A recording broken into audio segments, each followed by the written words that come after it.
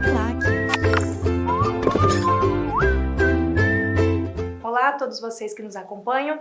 Vamos lá, vamos estudar agora direito penal das penas. Pessoal, quando nós falamos das penas, são das penas que existem no ordenamento jurídico, ou seja, no nosso Código Penal. Quais são os tipos de penas que eu posso aplicar aos infratores, aqueles que cometeram uma infração penal? Para nós iniciarmos a falar das penas, nós precisamos saber para que serve uma pena, qual é a finalidade da pena, tá bom? Vamos lá, começando pelas finalidades ou fundamentos da pena. Vamos lá?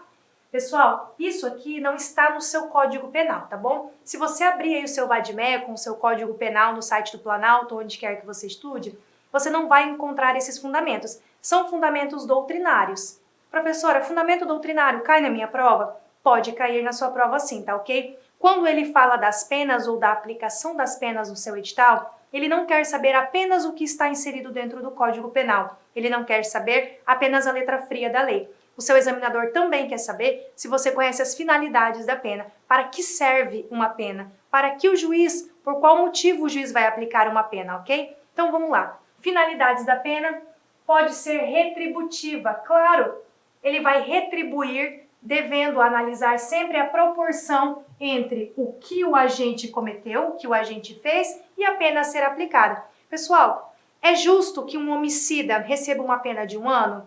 Não, né, pessoal? Isso não é justo com um homicida. Claro, vamos pensar aí por um objeto torpe, fútil, ou uma violência doméstica e familiar, né?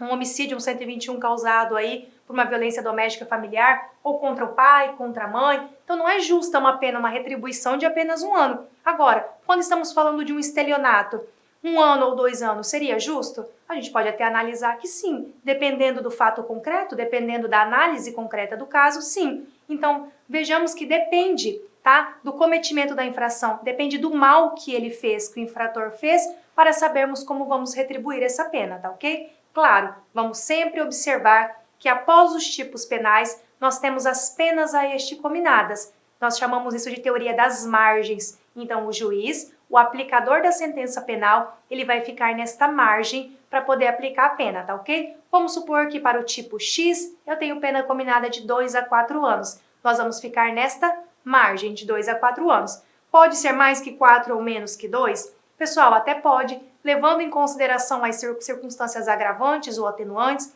majorantes e minorantes, tá? Mas, em regra, para ele estabelecer a pena base é dentro desta margem, ok? Então, nós vamos sempre observar esta margem.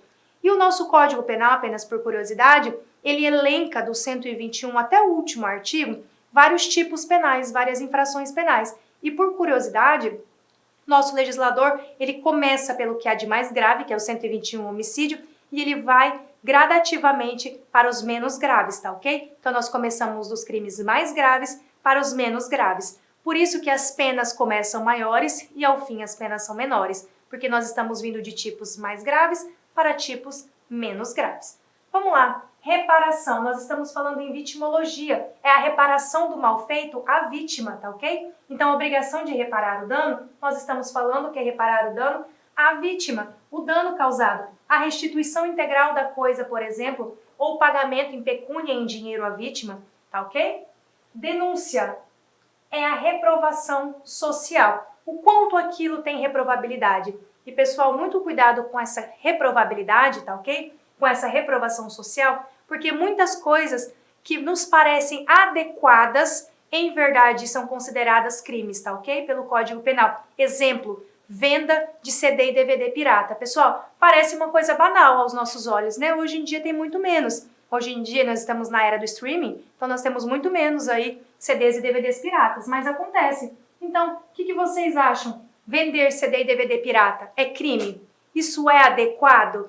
Pessoal, já muito se discutiu isso e o STF disse que sim, a conduta de vender CDs ou DVDs piratas é adequadamente típica. Isso aqui, em abstrato, o nosso pensamento de ser banal, não faz com que a conduta deixe de ser criminosa. Então, vender CD e DVD pirata é sim figura típica, isso é um crime, ok? Incapacitação quer dizer, eu vou excluir do meio social aquele que não está capacitado a conviver em sociedade. Eu estou retribuindo, por isso o encarceramento. Em penas mais graves, eu encarcero porque ele não está apto a viver em comunidade, eu preciso ressocializá-lo para que ele possa voltar a viver em comunidade. Então, reabilitação, justamente essa ressocialização. Todos são reabilitados? Nem todos, né? O nosso índice de reincidência do sistema prisional, do sistema carcerário, ele é muito alto. Então, nem todos os indivíduos são passíveis à reabilitação e ressocialização em um primeiro momento. Porém, a função da pena, independente de quantas penas e a quantas infrações eu vou aplicar, é sempre a de reabilitar, ok? É sempre a de ressocializar. Por isso que no Brasil nós não temos pena de morte, porque nós sempre vamos buscar ressocializar o indivíduo. Dissuasão. Pessoal, toda vez que vocês verem a palavra dissuasão ou efeito dissuasório, quer dizer que isso aqui é impedir o culpado de tornar-se nocivo, ou seja, impedir o culpado de ter essa periculosidade perante a sociedade, ou, como efeito dissuasório também, impedir que ele volte a cometer crimes. Por exemplo, eu posso até ter vontade de querer matar alguém, mas eu penso na pena. Eu penso, nossa, se eu cometer esse crime, imagina eu pegar 10 anos de prisão. 10 anos de prisão é muito tempo, então esse é o efeito dissuasório, é me impedir de praticar o crime olhando a pena em abstrato, ok? É este impedimento. Então, toda vez que vocês virem a palavra dissuasão ou efeito dissuasório, liguem essa palavra a impedir o culpado de tornar-se nocivo, de praticar um crime, tá ok? Combinação das penas, quando eu tenho uma pena combinada em abstrato. Toda vez que eu falar para vocês, a pena combinada ao tipo X, pessoal, nada mais é do que a pena que o código me trouxe. Se você abrir qualquer artigo aí, o 121 que nós estávamos falando há pouco, qual é a pena combinada? De 6 a 20 anos, ok? Então, esta pena que aparece expressa para vocês no nosso preceito secundário é a pena combinada em abstrato. E nós falamos que é a pena combinada em abstrato porque o legislador ele pode ir um pouquinho além. No caso de uma reincidência, por exemplo, de circunstâncias, né, que agravam a pena dele ser o mandante, por exemplo, eu vou graduando essa pena, assim como eu posso ir diminuindo. Então, em abstrato é isso, mas pode ser que lá no final, após a dosimetria da pena, eu tenha um pouco mais ou um pouco menos do que me diz ali, ok? Modalidades de cominação de penas. Vamos lá. Deixa eu dar uma apagadinha na tela para vocês. Pessoal, a pena pode ser, a cominação pode ser isolada, cumulativa, ela pode ser alternativa e ela pode ser do tipo paralela. Vamos lá ver cada uma dessas para que vocês não tenham dúvida em relação à cominação da pena, tá ok? Primeiro, isolada. O preceito secundário que eu acabei de falar para vocês, que é pena, preceito primário, 121, está escrito lá. Matar alguém. Matar alguém. Esta linha eu chamo de preceito primário, tá ok? Preceito primário. E a pena, que tá lá de 6 a 20 anos, por exemplo, eu vou chamar de preceito secundário. Tudo que tiver lá de pena, de tanto a tanto, é o nosso preceito secundário, tá bom? Então vamos lá. Cominação isolada quer dizer a cominação da pena de maneira isolada. Nosso preceito secundário sendo aplicado de maneira isolada. Então, o preceito secundário do tipo penal prevê uma única espécie de pena. Pena, reclusão de 6 a 20 anos. Só isso? Só isso. Então, se a pena é de reclusão de 6 a 20 anos, por exemplo, ou qualquer outro número que vocês quiserem, se a pena é essa, a minha pena eu digo que é combinada isoladamente. Perceba, isolada porque eu só tenho uma, eu não tenho mais possibilidade. Isolada porque eu só tenho aplicação de uma pena. Se eu colocar aqui no preceito secundário, pena, 2 pontos, multa de 10 a 20 dias, multa. Isolada, a única pena que eu tenho combinada é multa, beleza? Então, neste caso, meu preceito secundário só prevê uma única hipótese de aplicação. Eu vou chamar isso de combinação isolada, tá bom? Vamos lá, a combinação cumulativa. É quando o nosso tipo penal, no preceito secundário, prevê simultaneamente duas espécies de pena. Exemplo, pena reclusão de 2 a 4 anos, ok? E multa. Perceba agora que eu tenho cumulativamente e simultaneamente duas espécies de pena, quais sejam uma pena de reclusão, e aí eu coloquei como exemplo de 2 a 4 anos, e uma multa, ok? Eu tenho uma reclusão e uma multa. Posso aplicar apenas a reclusão? Não, é cumulativo. Eu tenho uma palavrinha aqui que liga e. Então, eu tenho uma pena de reclusão, junto com ela eu tenho uma pena de multa. Então, eu tenho uma reclusão, no meu exemplo, que junto com ela uma pena de multa. Pode ser outra pena? Pode, qualquer uma. Eu posso ter aqui, ó, pena de detenção. Vou colocar detenção de 6 meses a 1 ano e, sempre o e, multa. Ok? E multa. Eu posso ter apenas multa? Não. Posso ter apenas a detenção? Não. Porque aqui diz que é cumulativo. Eu tenho meu ezinho. Então, a pena vai ser uma detenção que vai variar de 6 meses a 1 ano, além da multa. Ok? Esse é o meu preceito secundário para este tipo penal do meu exemplo. Vamos lá. Combinação alternativa. E quando eu falo para vocês a alternativa, eu vou ter aqui um ou, ok? Cumulativo eu tenho um e, na alternativa eu vou ter um ou. Então vamos lá, combinação alternativa, continuo falando de preceito secundário, continuo falando de pena. O legislador coloca à disposição do juiz duas penas, ok? Diversas, e ele só pode aplicar uma delas. Exemplo aqui que eu coloquei, injúria, detenção de 1 a 6 meses ou multa. Perceba que eu tenho um ou. Agora, ou o juiz aplica a multa ou ele aplica a detenção. As duas não vai dar, ok? Aqui neste preceito secundário, alternativo, ou o juiz aplica uma, que pode ser multa? Pode. Ou ele aplica a pena de detenção, tá? Isso vai ser analisado sempre no caso concreto. Por fim, eu tenho aqui combinação paralela ou lado a lado, tá? Iguais. O legislador coloca à disposição do juiz duas penas da mesma espécie. E ele só pode aplicar uma delas, tá? Aqui ele também tem duas, só que elas são iguais da mesma espécie, então ele vai ter que escolher uma delas. Exemplo, crime de bigamia, tá ok? Punido com reclusão ou detenção. Ambas são penas privativas de liberdade. Percebam que eu tenho duas privativas de liberdade. Então, o indivíduo que cometeu o crime de bigamia, dá para ele ter reclusão e detenção ao mesmo tempo? Não dá para ele ter isso ao mesmo tempo. Na aplicação da pena, o juiz vai ter que escolher. O juiz, levando em consideração vários fatores, tá, diante do crime, no caso concreto, diante dessa infração penal, vai escolher se vai aplicar a reclusão ou se vai aplicar a detenção. E mais à frente, quando nós caminharmos nos nossos vídeos, nas nossas aulas, vocês vão ver qual é a diferença de pena de reclusão e de detenção.